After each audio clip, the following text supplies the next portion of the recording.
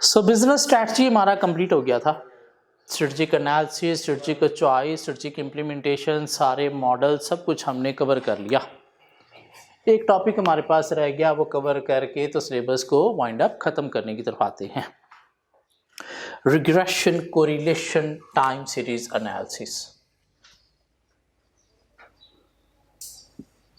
Regression,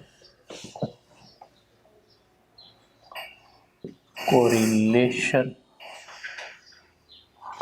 और time series analysis.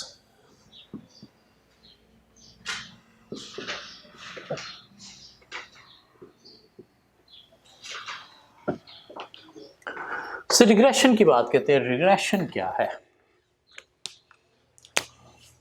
y is equal to a plus bx। Regression क्या है? y is equal to a plus bx, जिसमें y क्या है?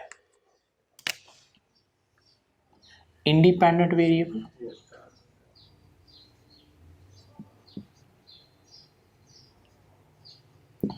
x क्या है? Independent variable. y क्या है? इंडिपेंडेंट नहीं, डिपेंडेंट वेरिएबल।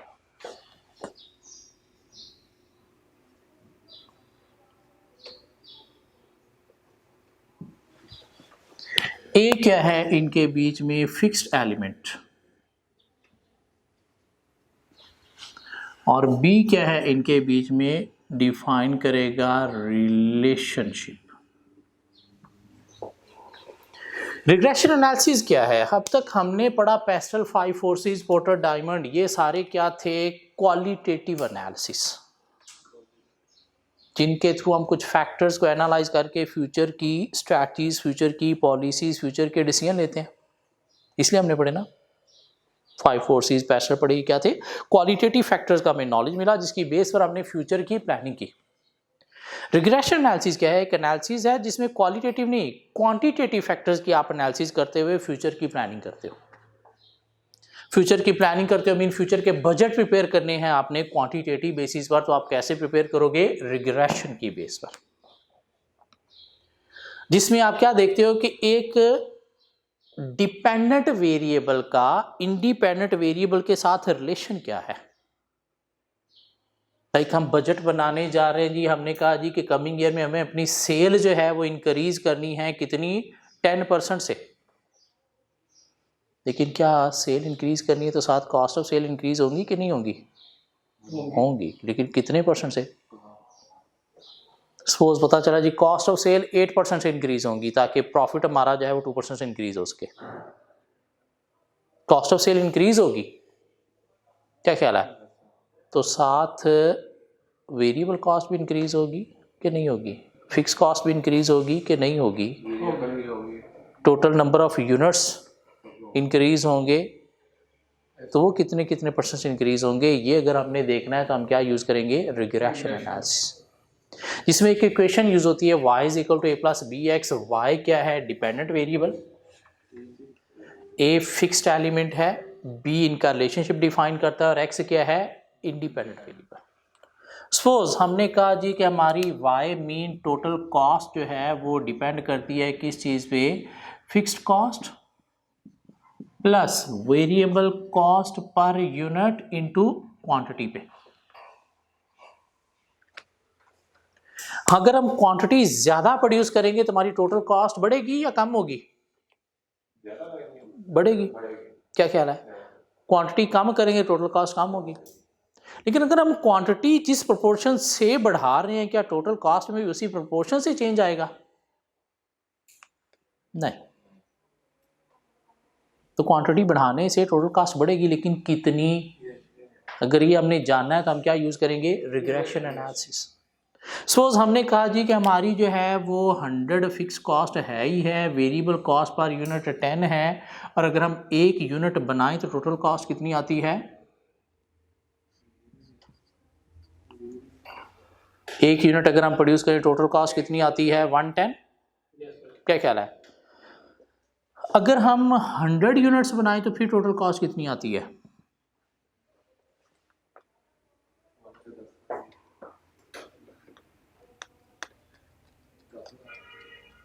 सॉरी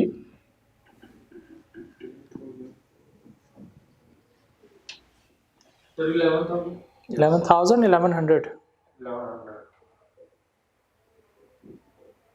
1100 100 यूनिट बनाएंगे इंटू 10,000 प्लस 100 कितना आ गया 1100। हाँ अगर हम क्वांटिटी डबल कर दें 100 की बजाय कर दें कितनी 200 तो क्या हमारी टोटल कॉस्ट भी डबल हो जाएगी? नहीं, टोटल कॉस्ट कितनी हो जाएगी 2100।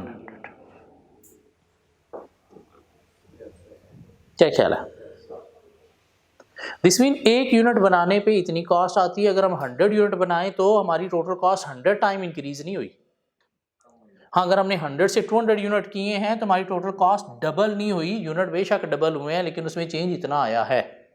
मेनली ये इनका रिलेशनशिप डिफाइन कौन कर रहा है? ये बी डिफाइन कर रहा है कि एक यूनिट अगर हम इंक्रीज करेंगे किसका, इस इंडिपेंडेंट वेरिएबल का, तो डिपेंडेंट वेरिएबल में कितने का चेंज आएगा 10 का। मीन अगर हम ये 2 कर दें तो ये कितना बन जाएगा 120। ये क्या है फिक्स्ड एलिमेंट में इतनी कॉस्ट आनी है, बाकी जो है वो इसमें x में चेंज आने से y में कितना चेंज आ रहा है 10 का। हाँ अगर ये 5 होता तो हम क्या कहते हैं कि x में एक चेंज करने से y में कितना चेंज आएगा 5 का। तो y क्या है डिपेंडेंट वेरिएबल जो डिपेंड कर रहा है किस पे x पे। x क्या है independent variable. a fixed element है और b क्या डिफाइन करता है इनका रिलेशनशिप। सपोज हमने कहा जी y is equal to a plus b x. हमने क्या करना है अपना नेक्स्ट ईयर का मार्केटिंग का बजट जो है वो डिफाइन करना है। हमने क्या करना है अपना नेक्स्ट ईयर का मार्केटिंग का बजट डिफाइन करना है। अब वो कैसे डिफाइन किया जाएगा कि हमें कितना बजट रखना है और उससे कितनी सेल इफेक्ट होगी। मार्केटिंग करेंगे तो सेल ज़्यादा होगी, मार्केटिंग नहीं करेंगे तो सेल कम होगी। क्या ख्याल है? तब मार्केटिंग कितनी करने से सेल पे कितना इफेक्ट पड़ता है अगर ये हमने देखना है तो कैसे देखेंगे y is equal to a plus b x. क्या ख्याल है? दिस मीन हमारी सेल डिपेंड कर रही है मार्केटिंग पे, तो सेल क्या होगा y, मार्केटिंग क्या होगा x। हमने क्या करेंगे ये इक्वेशन बनाने के लिए a और b की वैल्यू क्या है पिछले 10 सालों की हम क्या करेंगे सेल की फिगर लेंगे मीन y, पिछले 10 सालों की हम क्या करेंगे x की फिगर लेंगे मीन मार्केटिंग का बजट देखेंगे। यहाँ पे हमारे पास क्या आ जाएगा समीशन x, यहाँ पे क्या आ जाएगा समीशन y। एक कॉलम हम साथ और बनाएंगे एक्स स्क्वायर का और फिर वहाँ से हम निकालेंगे समीशन एक्स स्क्वायर। एक कॉलम और बनाएंगे वाई स्क्वायर का, वहाँ से हम क्या निकालेंगे समीशन वाई स्क्वायर। एक कॉलम हम और बनाएंगे एक्स वाई का और उससे हम क्या निकालेंगे समीशन एक्स वाई। ये जो सम्स हैं ये कुछ फार्मूलाज में पुट करके ए निकाला जाता है और ये सम्स फार्मूला में पुट करके बी निकाला जाता है। सपोज हमारे पास इक्वेशन आ गई y is equal to 500 plus 10x। This mean हमारी सेल डिपेंड कर रही है किस पे मार्केटिंग पे कितना कि 500 सेल हमारी फिक्स है चाहे मार्केटिंग करें ना करें वो होनी है। बाकी every $1 spend on marketing will increase our sale by 10। क्या ख्याल है? इसकी बेस पर हम देखेंगे कि अब हमें मार्केटिंग का बजट क्या रखना है, हमारा सेल का टारगेट क्या है उसके अकॉर्डिंगली। हाँ अगर ये बी आता 5 तो फिर हम क्या कहते हैं every $1 spend on marketing will increase our sale by $5। तो रिग्रेशन एनालिसिस क्या है कि एक डिपेंडेंट वेरिएबल का इंडिपेंडेंट वेरिएबल के ऊपर डिपेंडेंस कितनी है जिसकी बेस पर हम फ्यूचर की बजटिंग करते हैं, प्लानिंग करते हैं, क्वांटिटेटिव एनालिसिस परफॉर्म करते हैं कि इसमें कितना चेंज लाएगा। और वो कैसे पता चलता है बी से मीन दोनों वेरिएबल के सपोज प्रीवियस हम सम ईयर्स के कुछ डाटा लेते हैं, उनके सम्स लेते हैं, इस तरह से उनको फार्मूलाज में पुट करते हैं तो वहां से ए कैलकुलेट होता है और बी कैलकुलेट होता है और उससे हमें एनालिसिस में हेल्प मिलती है कि इसमें कितना चेंज आने से वाई में कितना चेंज आएगा। क्लियर होती बात? क्वांटिटेटिव एनालिसिस के लिए, बजटिंग के लिए यूज होते हैं, फ्यूचर की प्लानिंग करने के लिए। लेकिन इस रिग्रेशन एनालिसिस से जो हमने कंक्लूड किया कि $1 मार्केटिंग पे स्पेंड करने से $5 से सेल इंक्रीज होगी, ये इंफॉर्मेशन कितनी ऑथेंटिक है, कितनी रिलायबल है, ये डिपेंड करेगा correlation between these two variable. Correlation का मतलब क्या है कि इन दोनों वेरिएबल का आपस में बॉन्डिंग कितनी स्ट्रांग है, रिलेशनशिप कितना स्ट्रांग है, मीन स्ट्रेंथ ऑफ रिलेशनशिप, जिसके लिए हम कैलकुलेट करते हैं क्या, कोफिशिएंट ऑफ कोरिलेशन। क्या कैलकुलेट करते हैं? कोफिशिएंट ऑफ कोरिलेशन, जिसे डिनोट किया जाता है किसे, आर से। लेकिन हमें आर नहीं, हमें चाहिए होता है आर स्क्वायर, जिसको नाम दिया जाता है coefficient of determination, coefficient of determination. और ये आर स्क्वायर जो है, इसकी वैल्यू को हमने देखना होता है कि आइदर आर स्क्वायर की वैल्यू है सपोज 96.8% या आर स्क्वायर की वैल्यू है सपोज 70%। मीन आर स्क्वायर या आर कैसे निकलेगा, आर अगेन यही वैल्यूज जो हैं वो एक फार्मूला में पुट करके आर निकाला जाता है, उसका हम कैलकुलेटर पे स्क्वायर ले लेंगे तो क्या बन जाएगा, कोफिशिएंट ऑफ कोरिलेशन से वो कोफिशिएंट ऑफ डिटर्मिनेशन। ये कोफिशिएंट ऑफ डिटर्मिनेशन हमने क्यों देखना है, देखने के लिए कि रिग्रेशन से जो हमने एनालिसिस किया है कि इसमें एक चेंज आने से इसमें 5 या 10 का चेंज आता है, तो ये कितना ऑथेंटिकेट बात है, कितनी रिलायबल है, वो देखने के लिए हमने क्या देखना होता है, R square coefficient of determination. अगर आर स्क्वायर आ गया 96.8%, इसका मतलब क्या है कि इसकी जो रिलायबिलिटी है वो बहुत ज्यादा है, मीन ये 100% के जितना करीब हुआ। क्या हमने एनालाइज किया था कि every $1 spend on marketing will increase sale by $5, तो 96.8% जो है हमारी सेल मार्केटिंग पे डिपेंड करती हैं, मीन यहां से जो इंफॉर्मेशन मिली है बहुत ज्यादा रिलायबल है। जस्ट 3.2% सेल जो है वो अदर फैक्टर से अफेक्ट होती है। 96.8% हमारी सेल मार्केटिंग पे ही डिपेंड करती हैं। दिस मीन यहां से जो इंफॉर्मेशन मिल रही है बहुत रिलायबल, हमें मार्केटिंग पे बजट लगाना चाहिए ताकि सेल इंक्रीज हो। मीन बड़ी ही रिलायबल इंफॉर्मेशन है रिग्रेशन की। नहीं, अगर आर स्क्वायर आया 70%, दिस मीन इंफॉर्मेशन की रिलायबिलिटी कम है। 70% हमारी सेल मार्केटिंग पे डिपेंड करती हैं, बाकी 30% अदर फैक्टर से भी इफेक्ट होती हैं। और वो अदर फैक्टर्स क्या हो सकते हैं, प्रोडक्ट की क्वालिटी भी हो सकती है, प्राइस भी हो सकता है, कस्टमर प्रेफरेंस, फैशन भी हो सकता है, इकोनॉमिक कंडीशन भी हो सकती है। सो रिग्रेशन एनालिसिस क्या है, क्वालिटेटिव एनालिसिस, क्वांटिटेटिव नहीं, क्वालिटेटिव नहीं, क्वांटिटेटिव एनालिसिस। क्वालिटेटिव क्या थे, पेस्टल 5 फोर्सेस, किस लिए, फ्यूचर की प्लानिंग अगर हमने करनी है क्वांटिटेटिव बेसिस पर, लाइक बजट प्रिपेयर करने हैं, तो हमने देखना है कि एक वेरिएबल चेंज करने से दूसरे वेरिएबल में कितना चेंज आता है, क्वांटिटी चेंज करने से टोटल कॉस्ट में कितना चेंज आता है, मार्केटिंग बजट चेंज करने से सेल में कितना चेंज आता है। तो क्या करेंगे, इक्वेशन यूज करेंगे y = a + bx, जिसमें दोनों वेरिएबल के पास्ट के हम डाटा लेंगे, वहां से कुछ सम्स निकालेंगे, उनको फार्मूला में पुट करके a कैलकुलेट करेंगे, b कैलकुलेट करेंगे, तो इक्वेशन बन जाएगी y = a + bx, जिसमें a क्या शो करेगा, फिक्स्ड एलिमेंट के सेल 500 होगी चाहे मार्केटिंग करो ना करो। बाकी रिलेशनशिप कौन डिफाइन कर रहा है, b, कि इसमें कितना चेंज आने से इसमें कितना चेंज आएगा, ये b बताएगा।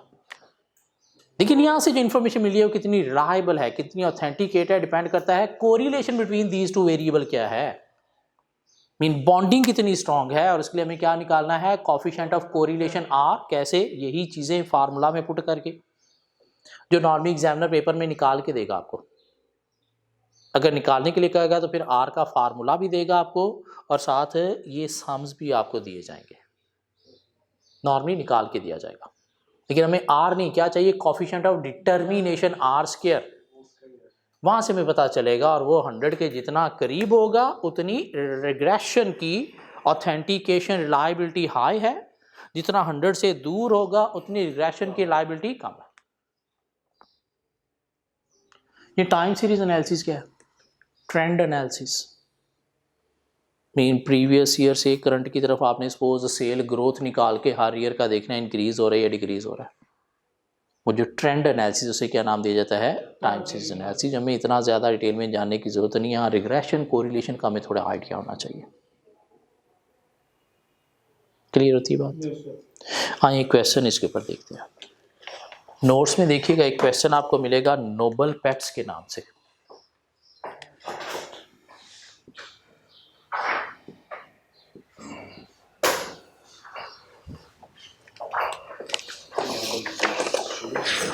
Nobel pets.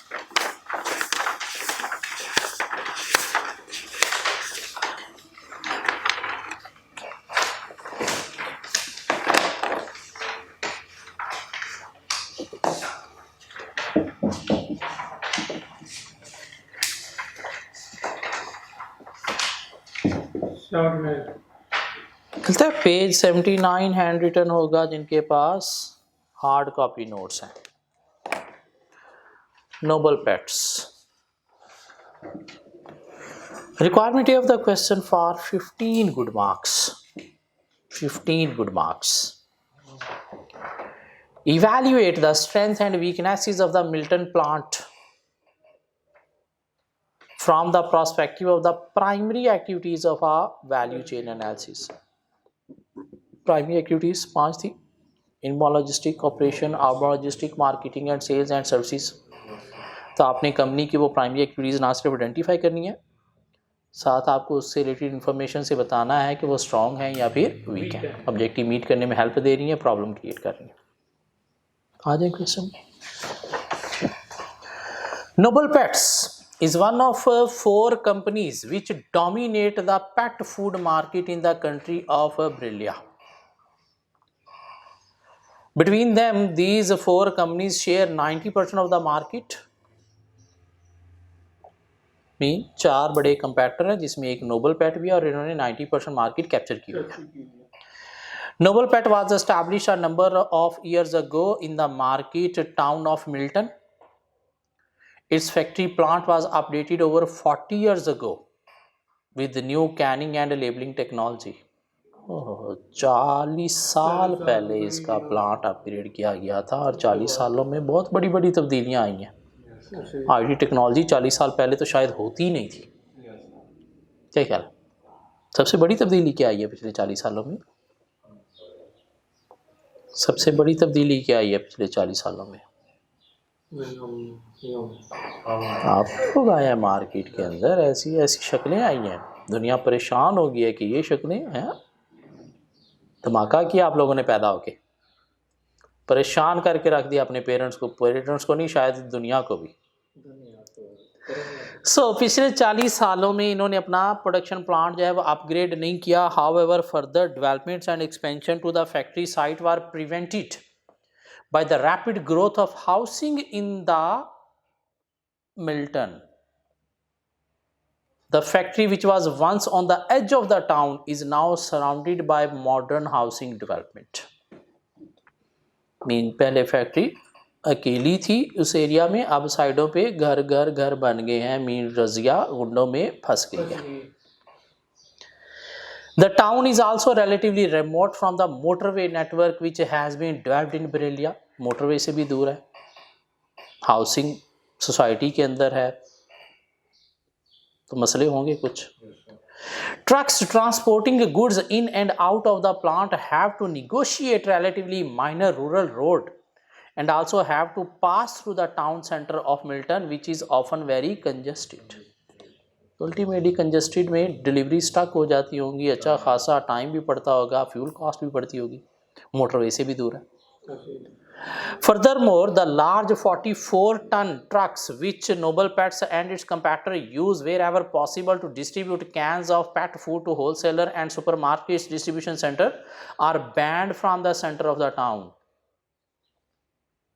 Thus, distribution out of the Milton plant is undertaken with a smaller 36-ton truck which are less cost effective. क्या ख्याल है? उसके थ्रू एक ही दफ़ा डिलीवरी होती होगी, बड़े ट्रक के थ्रू, छोटों के थ्रू 2 दफ़ा डिलीवरी करना पड़ती है। However, residents find even this size of truck too large. वो कहते हैं ये भी बहुत बड़ा ट्रक है। Complaining that they keep them awake at night. Mean रात को हमारे घरों के बाहर से गुजरता है तो ऐसे लगता है हमारे दिमाग के ऊपर से चल रहा है, हम डर जाते हैं, दीवारें हिल जाती हैं। The Milton plant is solely concerned with the production of moist pet food.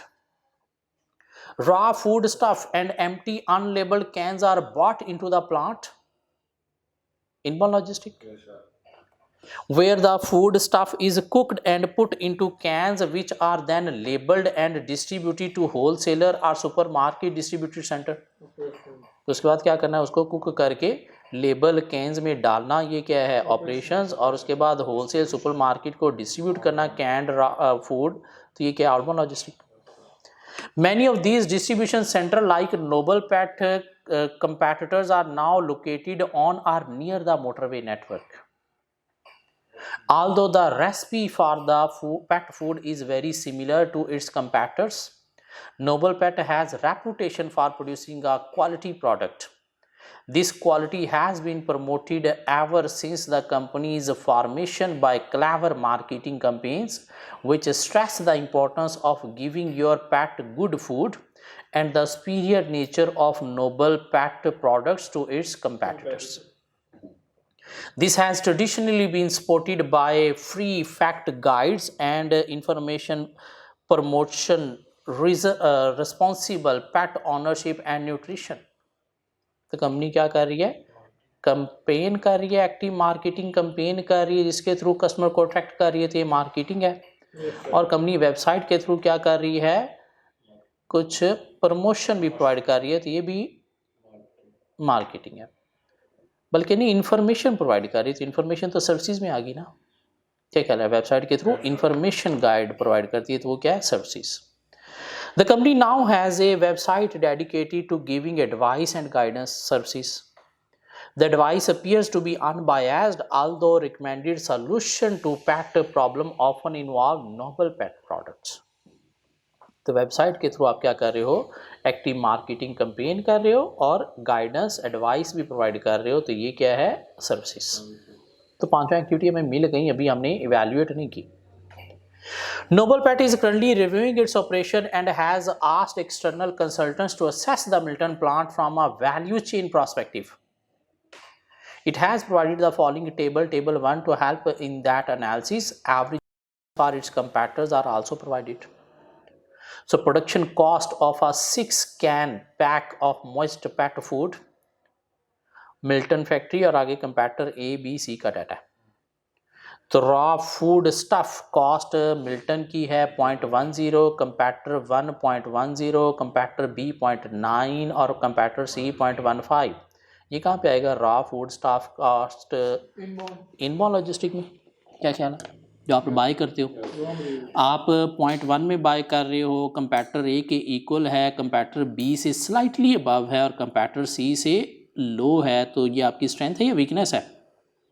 Strength है। क्या ख्याल है, स्ट्रेंथ है जो ऑब्जेक्टिव मीट करने में हेल्प देगी। इनबाउंड लॉजिस्टिक के अंदर एक पॉइंट बना दोगे। कॉस्ट ऑफ कैंस आपकी है 0.05, कंपैक्टर ए की 0.10, कंपैक्टर बी की 0.06, कंपैक्टर सी की 0.05। स्ट्रेंथ वीकनेस, स्ट्रेंथ है एज कम्पेयर टू कंपैक्टर ए आपकी हाफ है, जो ऑब्जेक्टिव मीट करने में हेल्प देगी। डायरेक्ट लेबर कॉस्ट ये कहाँ पे जाएगी, ऑपरेशंस में आपकी है 0.25, कंपैक्टर ए 0.25, कंपैक्टर बी 0.30 और कंपैक्टर सी 0.24। स्ट्रेंथ या वीकनेस, स्ट्रेंथ है as compare to compactor B बहुत कम है, बाकियों के साथ भी इन लाइन है। और उसके बाद प्रोडक्शन कॉस्ट ऑपरेशन में 0.30 है आपकी, कंपैक्टर ए 0.25, कंपैक्टर बी 0.20, कंपैक्टर सी 0.26। वीकनेस है, क्यों, साथ ये भी बताना पड़ेगा प्रोडक्शन कॉस्ट ज़्यादा क्यों है। फैक्ट्री 40 ईयर्स ओल्ड है, प्लांट 40 ईयर से अपग्रेड नहीं किया, इसलिए एफिशिएंट नहीं है इन टर्म्स ऑफ मटेरियल या energy. Transport cost good inward, माल लाने की ट्रांसपोर्टेशन ये कहाँ पे जाएगी, इनबाउंड लॉजिस्टिक में आपकी है 0.15, कंपैक्टर 0.10, 0.10, 0.12। वीकनेस क्यों? हाउसिंग एरिया में है, रेजिडेंशियल एरिया में है, कंजस्टेड एरिया में डिलीवरी स्टॉक होती हैं, और दूसरा ट्रक हम स्मॉलर यूज़ कर रहे हैं, रिमोट फ्राम मोटरवे भी है। क्या ख्याल है? ट्रांसपोर्टेशन कॉस्ट गुड्स आउटवर्ड आपकी 0.10, 0.5, 0.5, 0.08। आउटबाउंड लॉजिस्टिक वीकनेस, और अगेन रीज़न वही, छोटे ट्रक यूज़ कर रहे हो, बड़े नहीं, और रिमोट फ्राम मोटरवे भी है। And sales price to customer, ये कहाँ पे जाएगी? मार्केटिंग एंड सेल्स में आपकी 1.25, कंपैक्टर की 1.15, 1.10, 1.20। स्ट्रेंथ है वीकनेस है? स्ट्रेंथ है। उसकी रीज़न क्या है? क्लेवर मार्केटिंग कैंपेन आपकी जो है उसकी बेस पर आप हाई चार्ज कर रहे हो। क्या ख्याल है? तो बातें की जा सकती हैं, अभी सारे उनके अंदर पॉइंट आ जाएंगे। ये 15 नंबर के लिए आपका हो गया पार्ट ए। अब पार्ट बी से कुछ इन्फॉर्मेशन है। क्या? Table 1 direct cost of the Milton plant compare to major comparator, जो हमने देख लिया। कहते जी dry pet food is an alternative to moist pet food. It is packaged in bags and it is in the form of a biscuit. Many people who buy pet food prefer the dry food because it doesn't smell and can be left in the pet's bowl for longer. Noble Pets also produce dry pet food, but not at its Milton plant. It would like to reduce cost at Milton, but it is concerned that the demand for moist pet food will not justify such investment. Consequently, it has also asked the consultants to look at the pet food market as a whole and to forecast demand for moist pet food for the next 3 years 20x 4 5 6। Mean देखा जाए demand क्या है दोनों की, और specially most pet food की next 3 years की demand देखी जाए, ताकि उसके अकॉर्डिंगली देखा जाए कि आइदर इन्वेस्टमेंट प्लांट को अपग्रेड करने वाली करनी चाहिए या नहीं करनी चाहिए। तो अगर इसकी डिमांड बहुत ही कम हो रही है तो फिर तो इन्वेस्टमेंट का फ़ायदा नहीं है। It is aware that new technology is available and is already being used by its competitor, which offers more efficient and reliable canning, but it is not sure that it is worth investing in. The consultant have identified the following information provided by the Pet Food Industry Group. Year 20W7, 8, 9, 20X 0, 1, 2, 3 और year को उसने कह दिया जी X है, और moist fat food क्या बन गया? Y बन गया, जिसकी सेल ईयर 1 से लेकर 7 तक ये है, जो कि अगर हम देखें तो डिक्लाइन हो रही है। और उसके अगेंस्ट ड्राई पेट फूड की सेल देखें, ईयर 1 to 7 क्या हो रही है? इंक्रीज हो रही है। A linear regression analysis has been conducted for moist food production, जिसमें X ईयर है और Y सेल है मोइस्ट पेट फूड की। Time years is represented as X, the independent variable, and moist pet food volume as Y. The linear regression analysis has identified the following values of A, B, and R for the relationship between time and moist food production. तो A is equal to B, Y is equal to A plus BX बन जाती है equation आपके पास। क्या बनी? Y is equal to A क्या है? A क्या है? 369.5714 और प्लस बी एक्स माइनस में चला जाएगा क्योंकि वैल्यू माइनस है। माइनस 9.86 और क्या हो गया आगे एक्स, और आर उसने दिया हुआ है कितना? -0.94432। तो आर स्क्वायर निकाल सकते हो।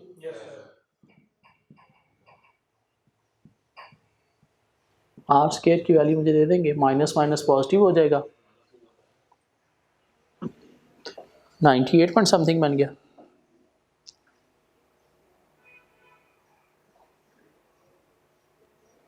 सर 0.8917 89% कह लो आप परसेंटेज।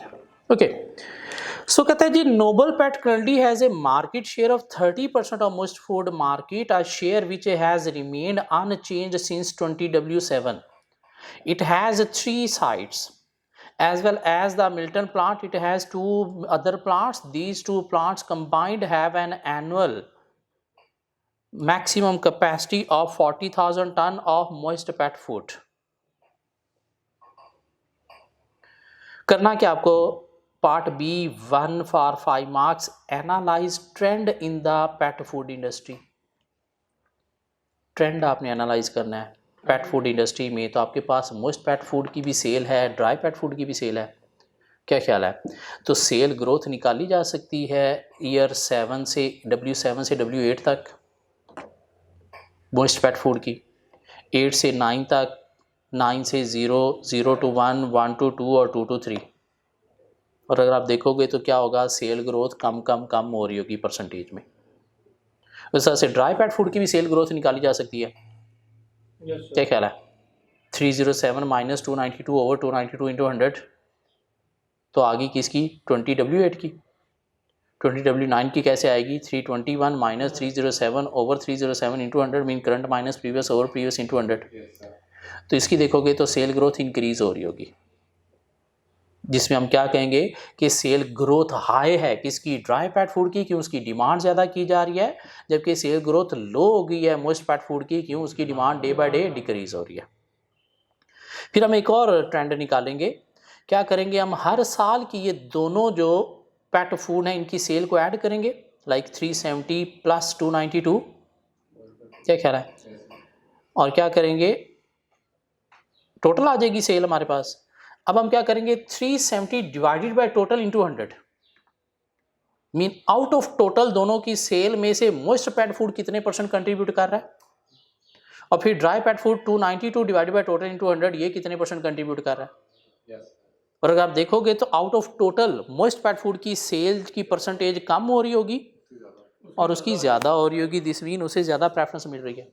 तो ये क्या हो गया, 5 नंबर के लिए ट्रेंड एनालिसिस। हाँ, कैलकुलेशन पे टाइम बहुत ज़्यादा लगेगा, 5 नंबर हैं, शायद अब 15 मिनट का टाइम लग जाएगा, लेकिन वो पार्ट B2 में आपको टाइम बचा देगा।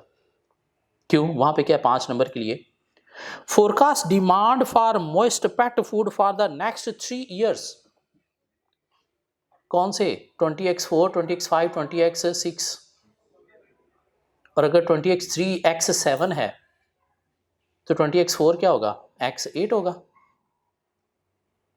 क्या ख्याल है, ईयर ऊपर उसने लिखे है ना, 2001, अगर ईयर x4 है, 2001 5 है, 2 6 है, 3 7 है, तो आपने 20x4 5 6 की जो है वो सेल निकाली है ना, 20x4 x5 और x6 की आपने सेल निकालनी है।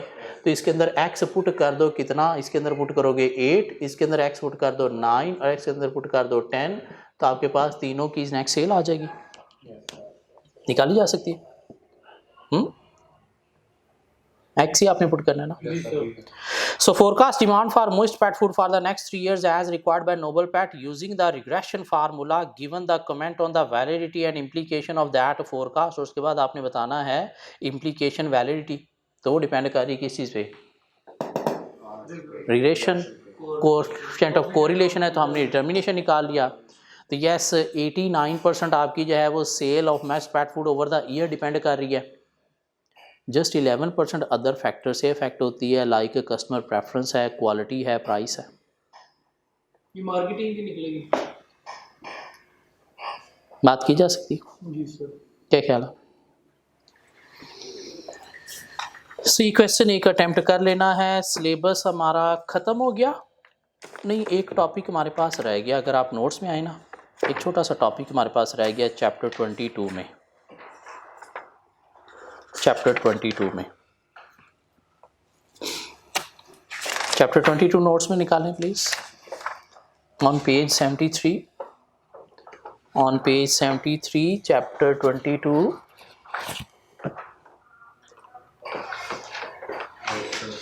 मिलता है? Yes sir. हार्मन्स ग्रिड हमने कवर कर लिया, जी सर। उसके बाद बीपीआर कवर कर लिया, पॉपिट मॉडल हमने कवर कर लिया, सॉफ्टवेयर सोल्यूशन हमने, जेनेरिक बी स्पोक, उनके एडवांटेज सिलेक्शन क्राइटेरिया कवर कर लिया, चेंज ओवर मेथड हमने, पैरेलल डायरेक्ट फेज कवर कर लिए, यस सर। पेज 75 पे एक छोटा सा टॉपिक मिलेगा हमें, बाउंड्री लेस ऑर्गेनाइजेशन।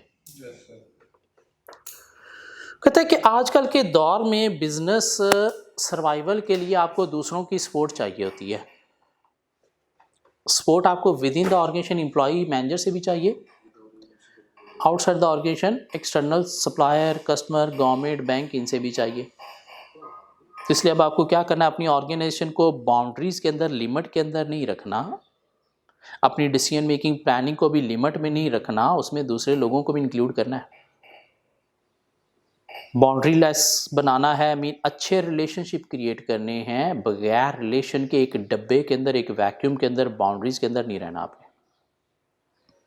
और एक ऑर्गेनाइजेशन में वो कहता है जी कोई 3 तरह की बाउंड्रीज जो हैं वो होती हैं। एक वर्टिकल बाउंड्रीज होती हैं, मीन आपके और एम्प्लॉय के बीच में जो है वो गैप होता है रिलेशनशिप का।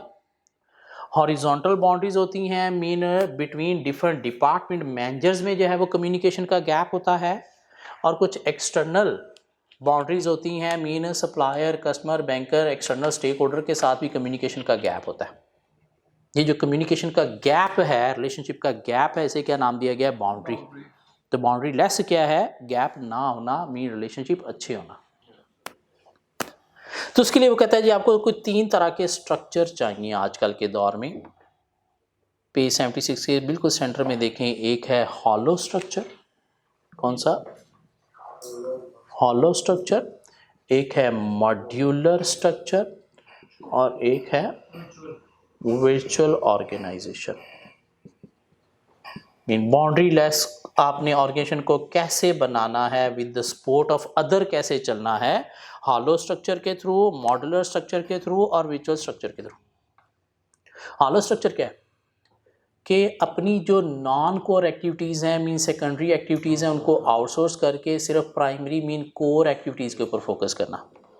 सेकेंडरी बाहर रिलेशनशिप के थ्रू आप परफॉर्म करोगे, मीन उन एरिया को ज़्यादा फोकस करोगे जिनमें आप एक्सपर्ट हो, तो इससे ऑब्जेक्टिव मीट करने में हेल्प मिलेगी। वो एरिया जिनमें आप एक्सपर्ट नहीं हो, वो भी बाहर जिनको आउटसोर्स करोगे वो ज़्यादा एक्सपर्ट वे में परफॉर्म करते हैं, तो वो भी एक्सपर्ट वे में परफॉर्म होंगी, जिससे कंपैरेटिव एडवांटेज मिलेगा। मॉड्यूलर स्ट्रक्चर क्या है, अपनी ऑर्गेनाइजेशन की प्रोडक्शन भी आउटसोर्स कर देना, खुद सिर्फ क्या करना, डिज़ाइनिंग करना और उसके बाद प्रोडक्शन पार्ट्स लेके असम्बलिंग करना, मार्केटिंग करना, जो होंडा टोयोटा करते हैं। डिज़ाइनिंग और असम्बलिंग खुद करते हैं, बाकी हर चीज़ ये बाहर से मंगवाते हैं। इंजन जापान से मंगवाते हैं, टायर कोरिया से मंगवाते हैं, बॉडी पार्ट्स, सीटें सारी चाइना से मंगवाते हैं।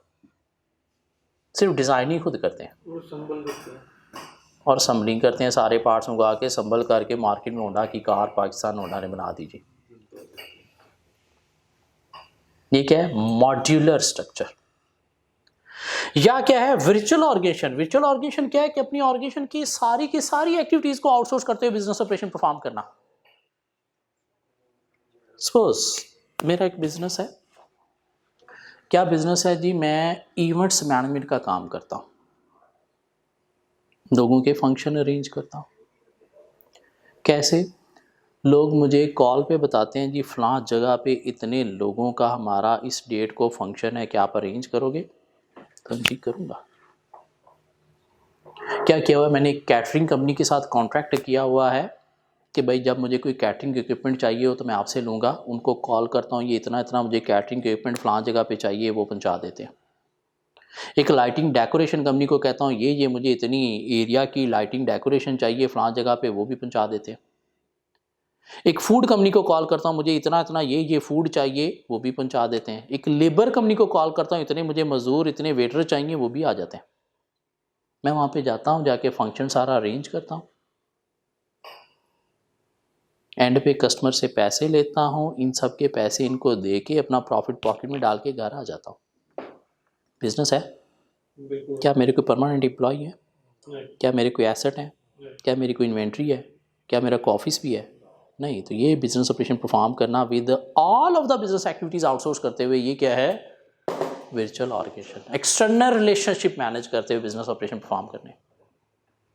मेरा एक कंस्ट्रक्शन का बिजनेस है, एक घर मैंने अपना बनाया, बड़ा कमाल किस्म का, लोगों ने आके देखो यार बड़ा कमाल घर बनाया, मैंने कहा मेरा बिजनेस है ये, आपने बनाना बताना। एक बंदे ने मुझे फ़ोन किया, यार मेरा फ़लाँ जगह पे प्लॉट पड़ा है यार, घर बनाना है। बना दूंगा। कितने में? इतने में। क्या किया मैंने, एक construction equipment building material company को कॉल की, भाई ये मुझे बिल्डिंग मटेरियल फ़लाँ जगह पे इतना चाहिए, वो वहाँ पे पहुँचा देते हैं। एक मशीनरी कंपनी को कॉल की, मुझे यार ये मशीनरी इतने दिनों के लिए रेंट पे चाहिए, वो भी आ जाती है। एक लेबर कंपनी को कहा, भाई इतने मुझे मज़दूर, इतने मिस्त्री चाहिए इतने दिनों के लिए, वो भी आ जाते हैं। डेली मैं जाता हूँ वहाँ पे, काम करवाता हूँ। 3 माह में घर बना, कस्टमर से पैसे चार्ज किए, इनके पैसे इनको दिए, अपना प्रॉफिट पॉकेट में डाल के घर आ गया। क्या मेरे कोई एसेट, कोई इन्वेंट्री, कोई परमानेंट एम्प्लॉय, लेकिन बिजनेस है। ये क्या है? Virtual organisation. Mean business operation perform करना with all activities of business outsource करते हुए। क्या ख्याल है? लेकिन मैनेज कैसे होगा? रिलेशनशिप को आप कैसे मैनेज करते हो, वो मैनेज नहीं हो तो फिर ये बिजनेस मैनेज नहीं होगा। साथ टेक्नोलॉजी भी चाहिए, फ़ोन, उधर फंक्शन पे फूड नहीं आया अभी तक, तो मैं क्या भाग के उधर जाऊँगा?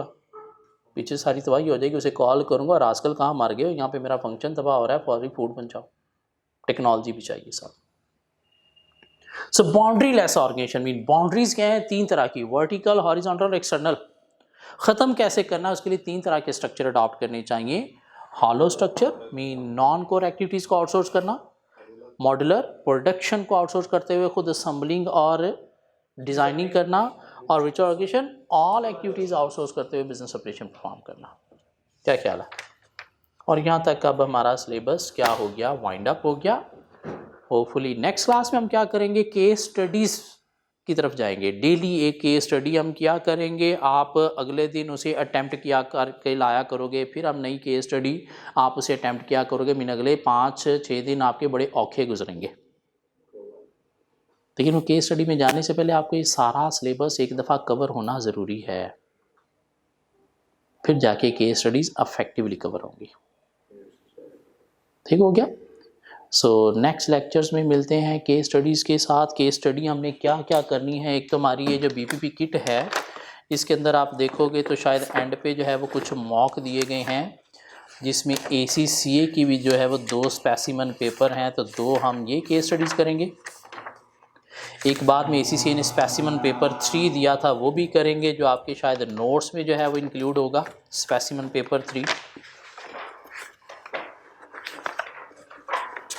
नोट्स के एंड पे देखो कोई स्पेसिमन पेपर 3 शायद अटैच होगा, डेफिनेटली अटैच होगा। और एक सितंबर 18 का पेपर भी हम करेंगे, वो भी आपके नोट्स में अटैच होगा। फिर हम एक बीपीपी किट से केस स्टडी और करेंगे। इनकी टोटल 5 केस स्टडीज़ मैं करवाऊँगा, और कोई 1-2 बाद में आपको दे दूँगा खुद से करने के लिए। ठीक हो गया? सो मिलते हैं नेक्स्ट लेक्चर में केस स्टडी के साथ।